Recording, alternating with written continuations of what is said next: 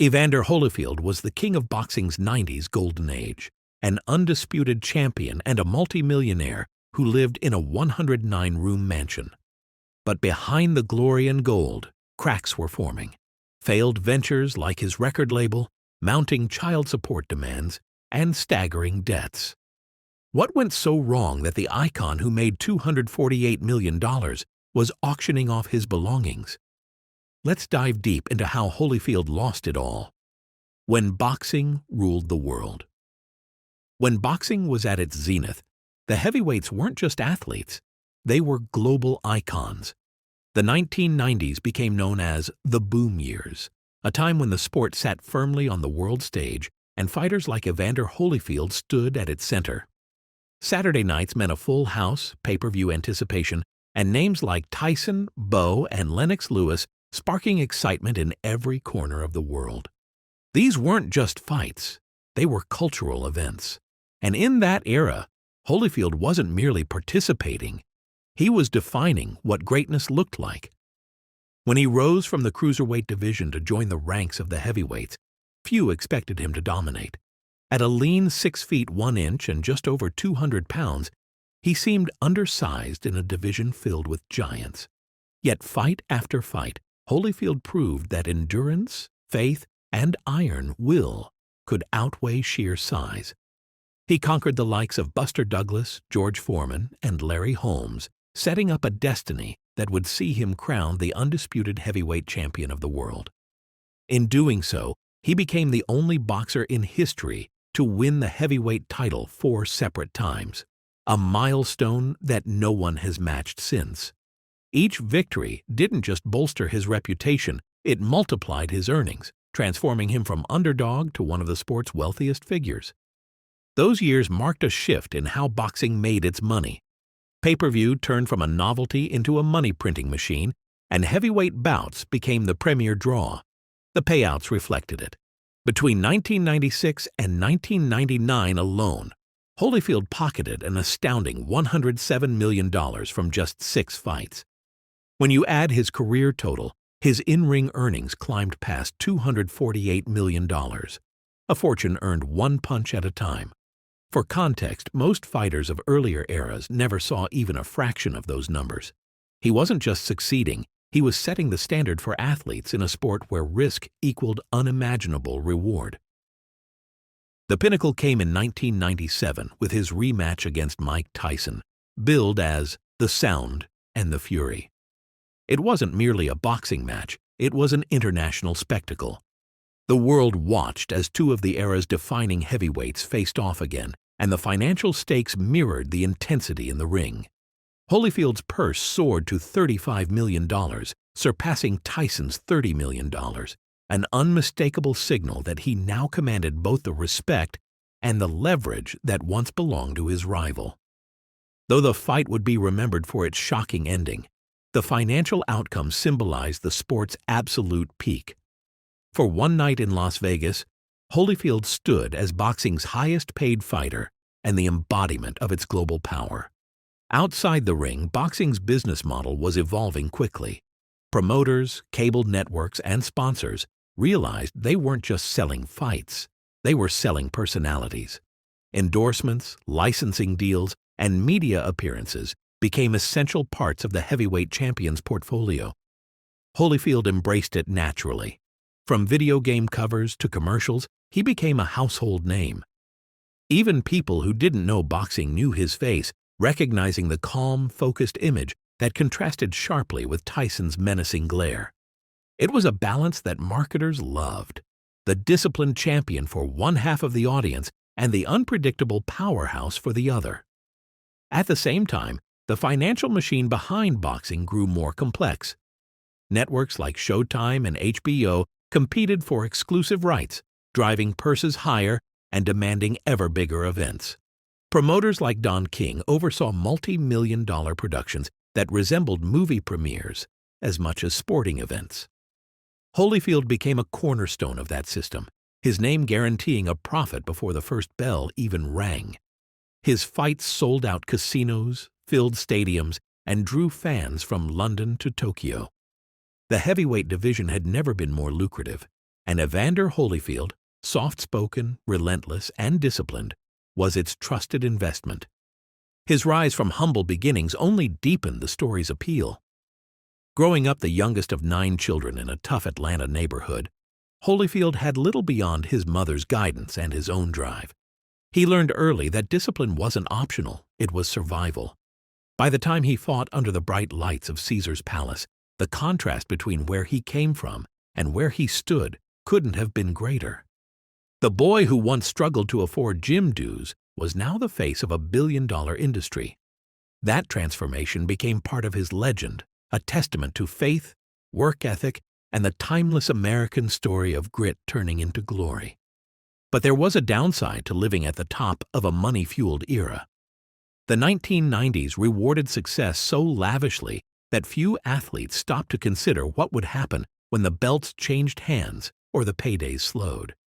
Holyfield's confidence, the same trait that helped him beat heavyweight after heavyweight, also convinced him the good times would never end. Advisors reassured him that more checks were on the way. Promoters dangled new opportunities. Every sign pointed toward permanence.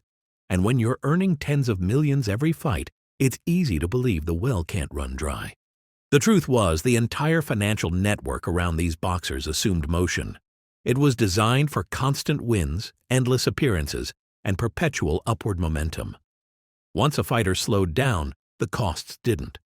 Tax bills, training camps, staff salaries, and investments needed feeding, and no one wanted to believe the streak was close to ending. Holyfield lived generously and spent freely, his expenses rising alongside his fame. He had built not just a legacy, but an empire that demanded upkeep, a real-world reflection of everything he'd accomplished. At the time, none of that seemed dangerous.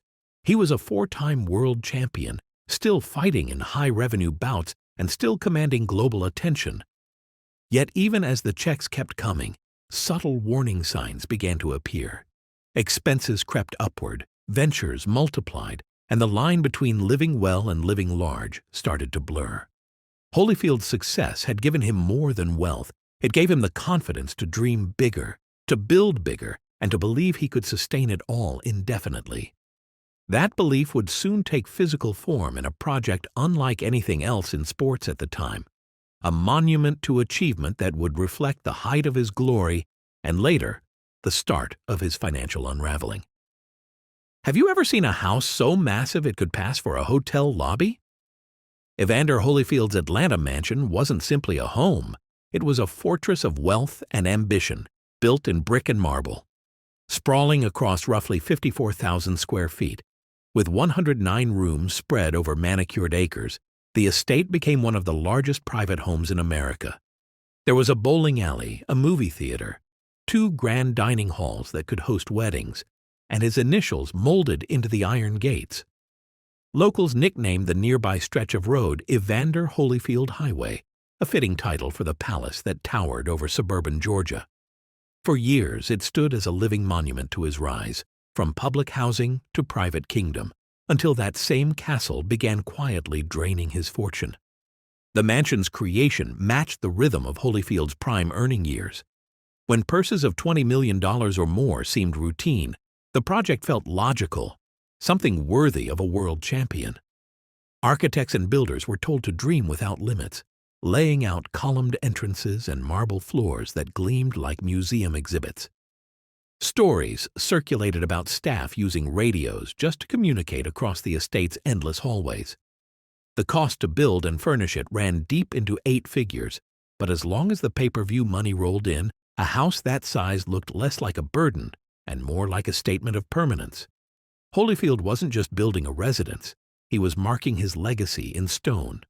But permanence has a price, and it came due sooner than expected. Maintaining the mansion reportedly cost well into 7 figures each year, with upkeep estimated at over $1 million annually, once payroll, security, taxes, landscaping, and repairs were factored in. The estate functioned like a small company.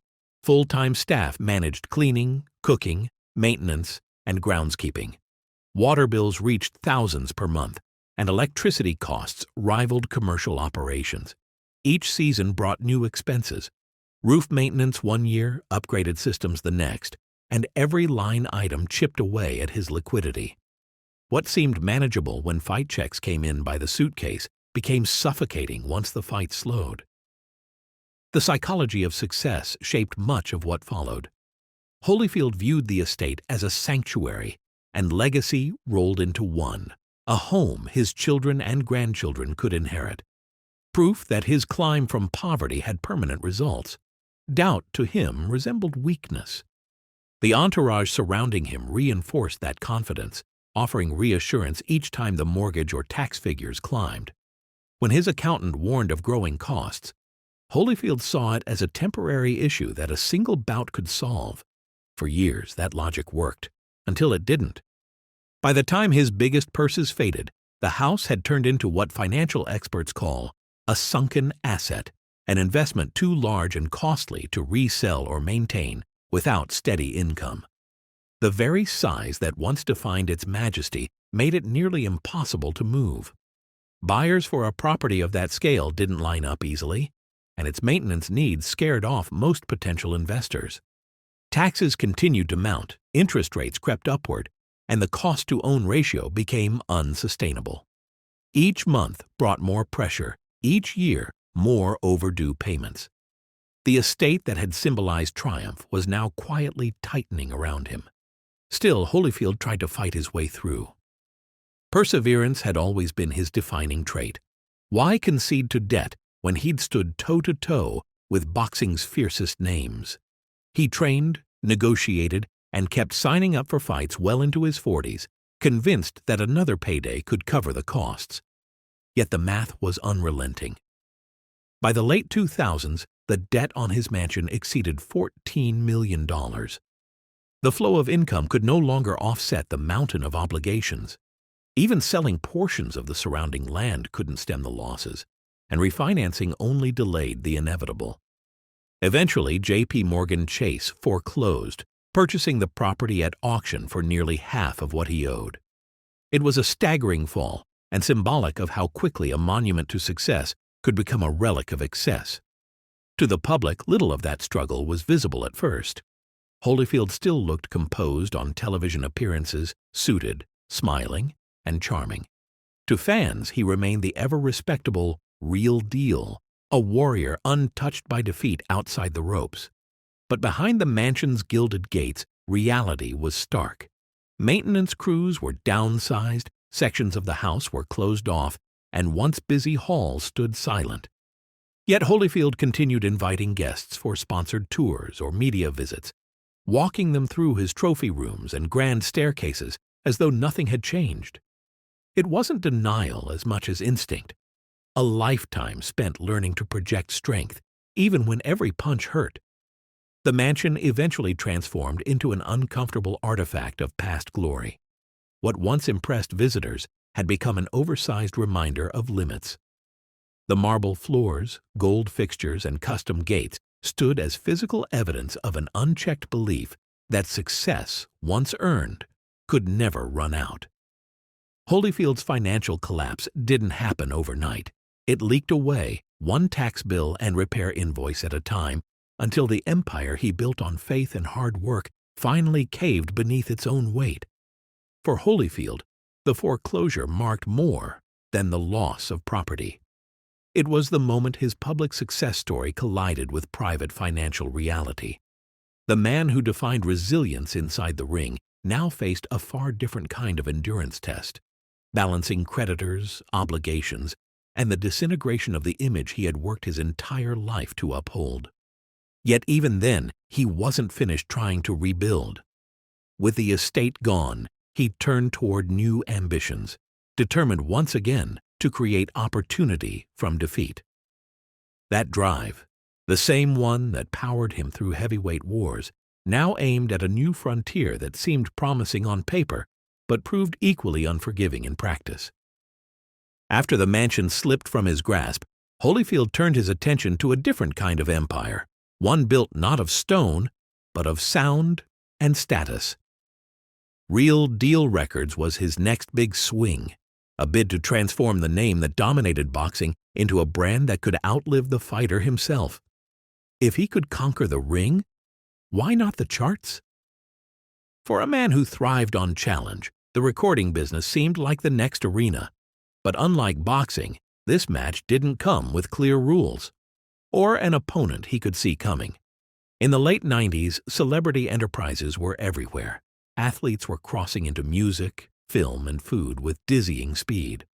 Shaquille O'Neal had platinum records, Michael Jordan had restaurants, and everyone wanted to stretch fame into fresh revenue. Holyfield saw the pattern and stepped forward with confidence. Real Deal Records launched with top-shelf expectations, and a hands-on owner ready to prove his instincts worked off the mat, too. He poured millions into producers, office space, and contracts, hiring aggressively and building quickly. The idea was simple: discover emerging talent, release hits, and craft a label that would become Atlanta's next big sound. But passion alone doesn't equal profit. The record industry is a labyrinth of stubborn egos, opaque accounting, and razor-thin margins. Holyfield entered it trusting the same faith and persistence that carried him through 12-round wars. But business wasn't built on endurance. It was built on expertise. Decisions that should have relied on data and discipline often came down to enthusiasm and personal trust. Contract details fell through cracks. Budgets swelled faster than sales. Within a few years, Real Deal Records had burned through $3.08 million. That loss wasn't speculation. It was a documented figure on Holyfield's dwindling balance sheet, a brutal reminder that fame doesn't translate into financial architecture. Still, the setback didn't shake his confidence. Like every fighter who's lost a round, he believed there was always another fight to win. So he widened his ambitions, expanding his Real Deal brand into other ventures. A restaurant chain rooted in Southern comfort food, plus product lines in everything from BBQ sauce to kitchen grills, and even a fire extinguisher brand. Each idea sounded solid enough on paper, each an echo of his championship image. Reliable, enduring, powerful. But without experienced management or sound operations, the pattern repeated. The restaurant project alone bled another $11.1 million. What was meant to be a celebration of his legacy turned into a steady drain on his accounts, a case study in how overextension quietly erodes success. Part of the problem was structural, partly psychological. Holyfield had spent decades surrounded by people paid to motivate him, to reinforce confidence at every turn. Self-belief was the fuel that made him great. But in business, that same confidence created blind spots. Partners and advisors, many with limited experience, saw Holyfield's name as leverage.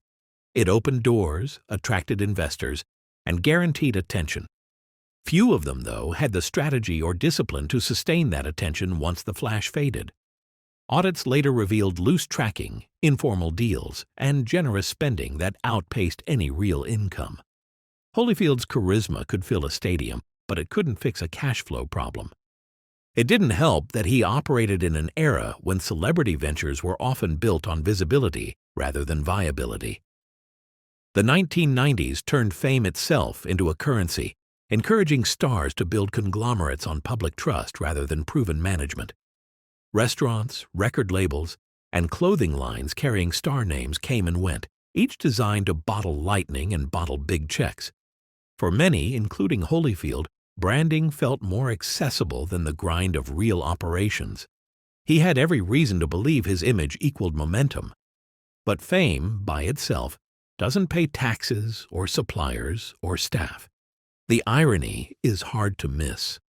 Holyfield had been one of boxing's smartest negotiators, famously securing a $35 million payday for the Tyson rematch, more than Tyson himself.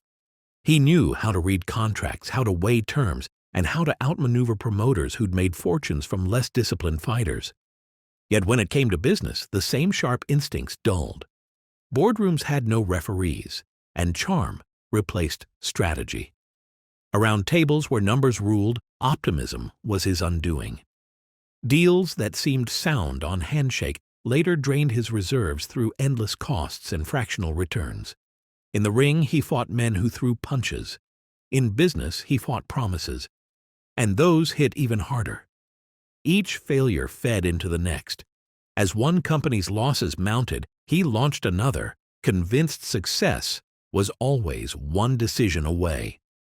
That revolving door of new investments was meant to patch previous holes, but each venture only deepened his debt. The restaurant couldn't cover the record label. The product lines didn't offset the restaurant. It became a financial echo chamber, money flowing out faster than it could ever flow in. Meanwhile, the obligations that surrounded him, the mansion, the payroll, the brand maintenance, all demanded constant cash. He was still generating income through fights and appearances, but the overhead burned through it at an alarming pace. The slow erosion of wealth doesn't make front-page news, at least not until creditors start knocking. Lawsuits followed unpaid invoices. Business partners sought reimbursements that no longer existed. The once celebrated "real deal" name began appearing in financial filings, not victory posters. Banks and former associates lined up for settlements, each claim compounding the pressure. The balance that once seemed indestructible turned fragile. For a man who'd lived on precision timing, the simplest numbers were slipping beyond reach. What tied all of this together was a familiar theme.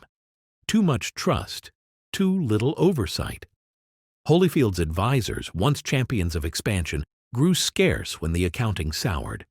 Promised turnarounds never came. And while the scope of losses would stagger any investor, what made them tragic was how preventable they were.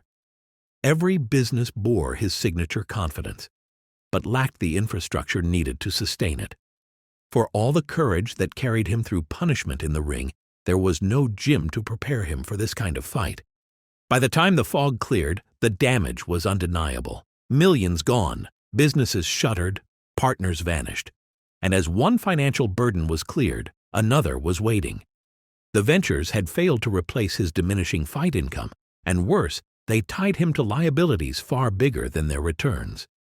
The empire Holyfield built outside boxing wasn't built to last. It was built to impress. And when the money dried up, the illusion dropped fast. But those weren't the only bills coming due.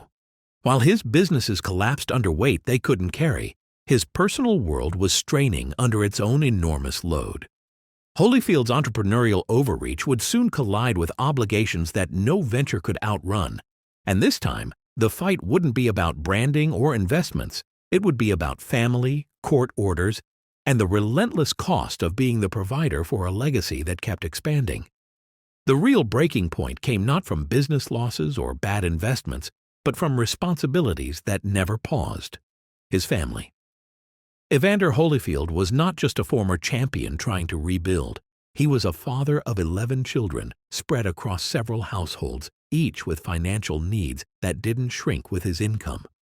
What began as the joy of fatherhood gradually evolved into a network of court orders and monthly deadlines that eclipsed everything else. The money he once treated as endless was now measured against fixed costs that no longer waited for his next fight. At the height of his income, Holyfield embraced being a provider, openly saying he wanted to give his children the life he never had. But as fight purses declined and business ventures faltered, those same commitments became inescapable obligations. Reports showed he was required to pay roughly $500,000 annually in child support for 9 of his 11 children who didn't live with him. It wasn't an optional expense, but a court-enforced cost that carried steep penalties for any lapse. Unlike business creditors, the courts allow no negotiation on child support. Missed payments don't disappear. They accrue interest, typically around 10% annually, compounding faster than most investments ever grow. That 10% turned each delay into a multiplying problem, one that even Holyfield's largest paydays couldn't keep up with for long. Boxing money arrives in extremes, huge paydays, followed by long, dry gaps. That rhythm worked fine when he was headlining global events, but not when regular child support was due every 30 days. Court orders don't follow boxing schedules. Monthly deadlines arrived whether he had fought recently or not. As arrears began piling up, the court system responded swiftly. By the mid-2000s, Holyfield had fallen behind by more than $500,000. drawing contempt rulings that carried serious legal risks. Judges made clear that failure to comply wasn't just financial negligence, it bordered on criminal disobedience. One court order required him to pay $2,950 a month toward reducing the arrears, even as interest continued adding new debt on top. It was a treadmill he couldn't step off, no matter how hard he trained or how many fights he took. The courtroom replaced the ring as his most unforgiving arena. Reporters once wrote about his power and heart. Now they covered hearings and penalties. For a man who had built his public image on discipline and control, standing accused of failing to meet family obligations was quietly brutal. Unlike a fight, there was no cheering crowd, only lawyers, judges, and records that spoke in raw numbers. He could win no reputation points here. The law didn't care about his past titles. Each missed payment triggered garnishment. Each arrears notice invited new scrutiny. Holyfield's once flawless image of conviction and reliability was now tied to court documents, repayment schedules, and the slow erosion of wealth that followed every ruling. With most of his businesses collapsed, the mansion gone, and endorsement opportunities drying up, Holyfield was left with one remaining source of substantial income: fighting. The very thing he once mastered became the only way to stay compliant with support orders. Late career bouts that fans saw as unnecessary comebacks were, in truth, survival missions. He was fighting not for belts, but for balance sheets. Each bout represented a brief reprieve from legal danger, a chance to pay arrears, satisfy a judge, or fund his mounting obligations. Fights he might have declined in his 30s became unavoidable in his 40s. His body had absorbed decades of punishment. But legal pressure doesn't wait for recovery.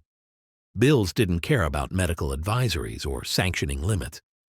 Observers often misread his persistence as simple pride. But his drive to fight on through injuries, age, and criticism sprang from an unrelenting financial calculus. Each bout bought him a few more months before defaults returned. Holyfield kept pushing back in the only way he knew how: through motion, through work. When commissions questioned his health or license eligibility, he presented the same faith and resilience that had carried him since childhood. Yet even that battle-hardened optimism couldn't change the numbers. With so much of his income intercepted through court orders before he ever saw it, each fight purse was already divided before the opening bell. The mental toll was as heavy as the financial one.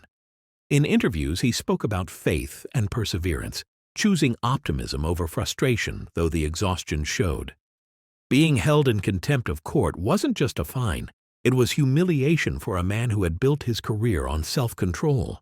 Lawyers negotiated revised payment plans, and every agreement seemed to rely on money that hadn't yet arrived. Legal fees drained what fight training didn't. The image that once symbolized consistency now stood as proof of how unrelenting certain obligations can be. Holyfield's calm demeanor, once his trademark in the ring, was tested by letters and deadlines that hit harder than any opponent. What made the situation even more daunting was its permanence. Business debts can be settled or discharged. Family obligations cannot. Child support is among the few debts immune to bankruptcy protections, and failure to meet them brings severe consequences, up to jail time for contempt. Holyfield couldn't walk away or restructure these obligations. Every paycheck, fight purse, endorsement, or reality TV appearance was subject to immediate deductions.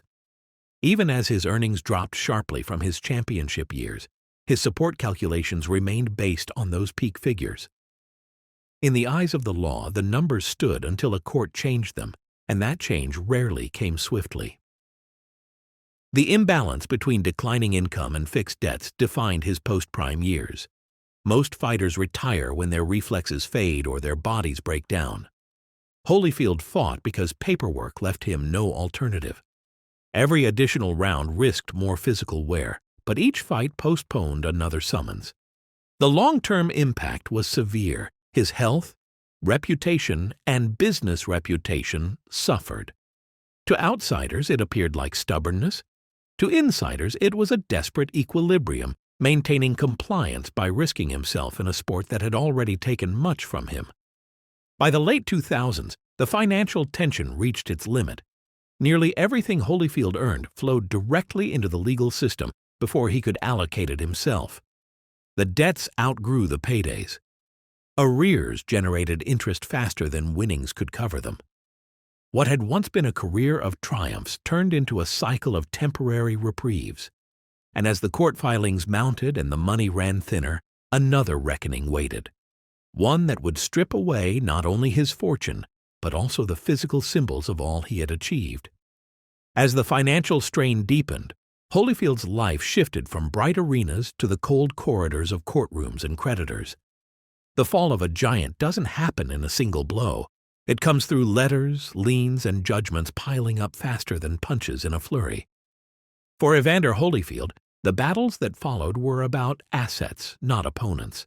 The same man once known for defying odds now found himself surrounded by lawsuits, foreclosure notices, and accounts that no longer matched the image of a world champion. This was the stage of his story where the glory of the past became collateral for the cost of the present. The mansion that once embodied his success had already turned into a financial anchor. What was once a symbol of triumph now became a headline of loss. When payments fell behind, the debt ballooned to more than $14 million. Maintenance costs alone ran into the hundreds of thousands annually, and even the sale of surrounding property couldn't offset what he owed. By 2008, the creditor's patience had run out. JP Chase foreclosed, purchasing the estate at auction for roughly half the amount owed. Overnight, Evander Holyfield Highway went from a landmark of pride to a reminder of excess. The stately home that had hosted fundraisers and family gatherings now belonged to the bank, marking the definitive end of the lifestyle his boxing fame had built. But foreclosure was only one chapter in a longer unraveling. Contractors who had worked on the mansion sought unpaid balances, advisors claimed lingering commissions, and former associates filed suits to recover investments they said vanished into failed ventures. Even friends who had once shared in his triumphs joined the queue of creditors. Tax liens clung to properties across Georgia, while collection agencies traced accounts and assets in search of remaining value. It wasn't a single knockout punch that broke him. It was thousands of small hits over time. Each lawsuit added new legal fees. Each delay compounded interest. The debts multiplied like training rounds with no bell to end them. Then came the auctions, events that stripped away not just wealth, but identity. Holyfield's possessions began appearing in catalogs, furniture, title belts, robes, and memorabilia, all listed for sale. To those in attendance, the auctions were a chance to own a piece of sporting history. To Holyfield, they were reminders that his legacy had a price tag. Fans who once paid to watch him fight now paid to own fragments of his glory. Among the most poignant losses were the symbols of his championships, the same belts that once hung proudly in his home, now displayed for bidders. It wasn't simply liquidation. It was the public dismantling of memory. Through it all, Holyfield maintained his composure. He spoke about perseverance and renewal, rarely about regret. Pride remained, though now tempered by necessity. With his prime fighting years behind him, he leaned on the few income streams left: appearance fees, endorsements, and television. By 2019, he was reportedly earning around $106,000 a month through personal events, promotional appearances, and reality TV spots. It sounded like a comeback, but in reality, the income couldn't match obligations that had accumulated over decades. Each new check was already spoken for before it cleared, divided among child support payments, back taxes, and lingering legal debts. He had traded championship purses for survival wages, high enough to sustain life but never to rebuild wealth. Adding to the challenge were shadows that hovered over his public image. Documents surfaced tying the alias Evan Fields to orders of testosterone and human growth hormone shipped to an address connected to Holyfield. The birth date listed matched his exactly. Though he denied wrongdoing and no direct charges followed, public trust doesn't wait for verdicts. The association whispered just loud enough to hurt. Sponsors hesitated, appearances slowed, and the clean reputation that once anchored his marketability took a hit at the very moment he needed stability most. In the eyes of promoters and fans, even speculation can be costly currency. Yet in every interview that followed, Holyfield refused bitterness. He didn't blame betrayal or bad luck. He cited responsibility. Reporters expected excuses. He offered acceptance. "You learn by what you've been through," he would say, underscoring faith as his recovery's foundation.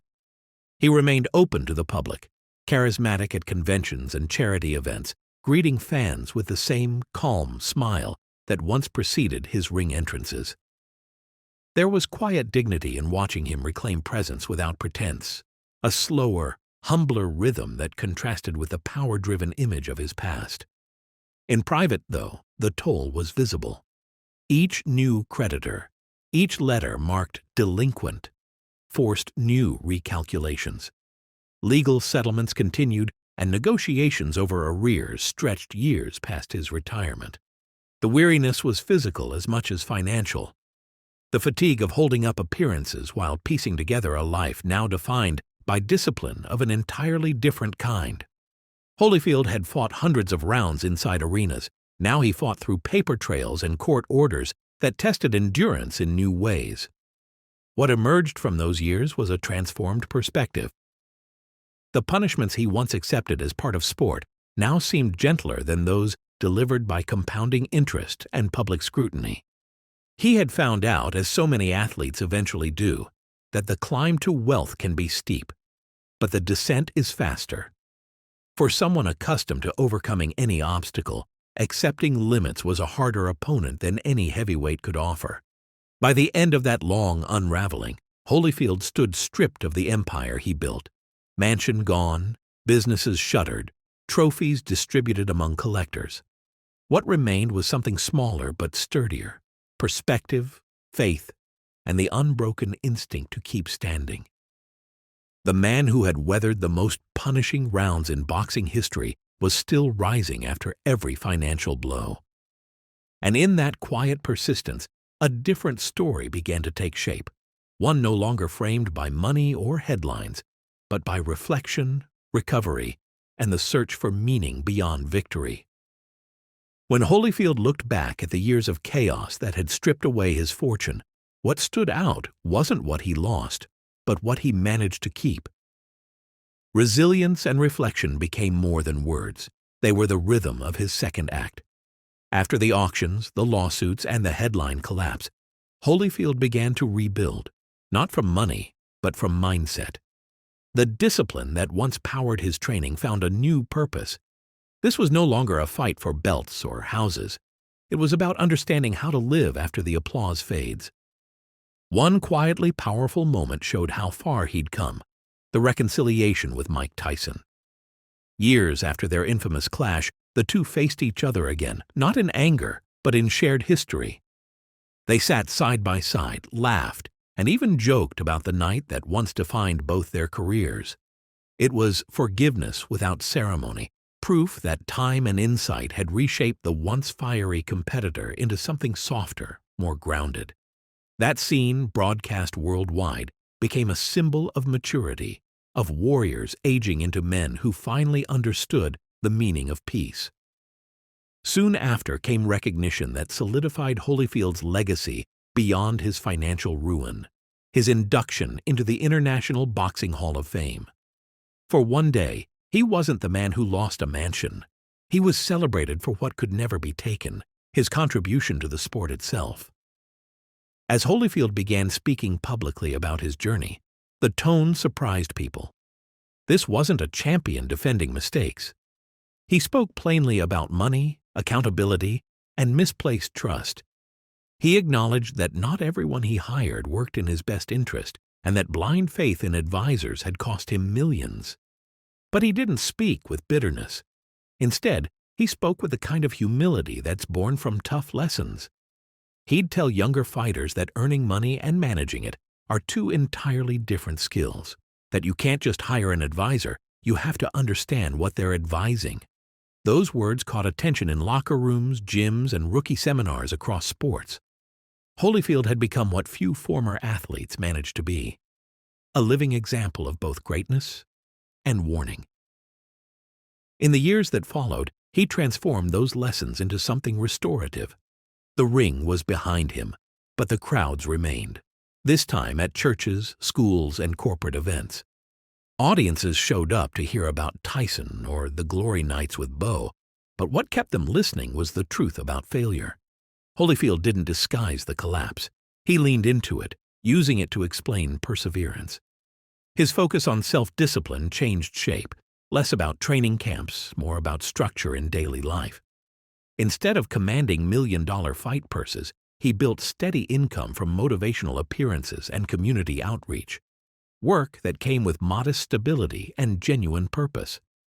He also poured energy into charitable projects aimed at children who reminded him of himself. Through programs promoting nutrition, financial literacy, and mentorship, Holyfield tried to spare others from the same pitfalls he faced once the money came in. He often credited his mother for teaching him the two values that had carried him through: faith and responsibility. Those ideas became cornerstones of his public message. He wasn't preaching regret. He was modeling restoration. The sharper edges of the fighter softened into something more reflective, more familiar.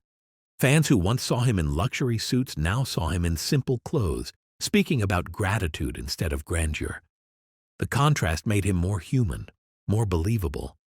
This shift didn't happen in isolation. Across sports, Holyfield's story became part of a broader awakening. His financial downfall was dissected in documentaries and advisory workshops. Rookie camps in the NBA, NFL, and even international boxing programs began incorporating financial literacy as core training. Experts would reference the Holyfield example, pointing to how unchecked success can fade without structure. His past missteps turned into a resource, a cautionary anchor for those rising behind him. Other athletes started seeking financial education early, not from fear, but from awareness. Holyfield unintentionally helped spark a movement towards smarter longevity. Even so, perspective doesn't erase debt. The numbers never entirely reset. Holyfield still worked steadily to maintain obligations while gradually rebuilding balance. Reality demanded endurance, but he approached it with gratitude rather than complaint. He often said that losing everything taught him to value time and faith more than money. To him, the hardships weren't punishment, they were correction. "God showed me what I needed to learn," he once said during an interview. That idea of being redirected rather than defeated became the spiritual framework for his peace. Success was no longer measured by assets, but by how well he trusted that purpose didn't vanish with wealth. When crowds asked about the mansion or lawsuits, he didn't deflect. He admitted he once thought each year would bring more money, that success would self-renew. Then life taught him otherwise. "You've got to take care of what you earn," he told them. "Money doesn't take care of itself." Those comments resonated well beyond sports. They echoed through small business circles, creative industries, even classrooms. The lesson was universal. Effort can create wealth, but wisdom sustains it. Holyfield's candidness reshaped his public image from a fallen star to a grounded teacher. The words "infinite cash flow," which once reflected his misplaced confidence, became a kind of warning label repeated in financial seminars and documentaries, a phrase that meant both ambition and mistake in one breath. At this stage, the perception of Holyfield evolved once again. People no longer viewed him through the prism of heavyweight glory or financial collapse, but through endurance. His handshake at public events became symbolic not of dominance, but of calm persistence. Over time, he turned financial loss into moral wealth, a quiet assertion that his worth didn't vanish along with his possessions. The same discipline that once made him a champion now sustained him through modest living. In its own way, that transformation became his greatest comeback, proving that strength doesn't end when the title belts do. Holyfield once defined greatness by how high he could climb. Now it rested in how well he stayed grounded. The rise had given him fame beyond reach, but the fall had given him perspective beyond measure. His resilience showed that true champions aren't immune to mistakes. They're simply better at standing after they make them. And as his own reflection deepened, the larger meaning of his story began to emerge, a sobering reminder of what happens when success outruns balance, and how even legends must learn respect for limits. That's where Holyfield's story becomes more than personal. It becomes a parable. The legacy of Icarus reminds us what happens when greatness climbs faster than discipline can follow. Holyfield's arc fits that myth perfectly, soaring on record-breaking purses like the $35 million Tyson rematch, then watching those golden wings melt under financial heat. His confidence outpaced caution, and success disguised habits that couldn't be sustained once the spotlight dimmed. For modern athletes, his lesson still rings clear. Wealth without structure burns fast. The real victory isn't escaping gravity, it's learning how to land softly after the rise. If one decision could have saved Holyfield's fortune, what was it? The mansion, the ventures, or the obligations? Drop your take below.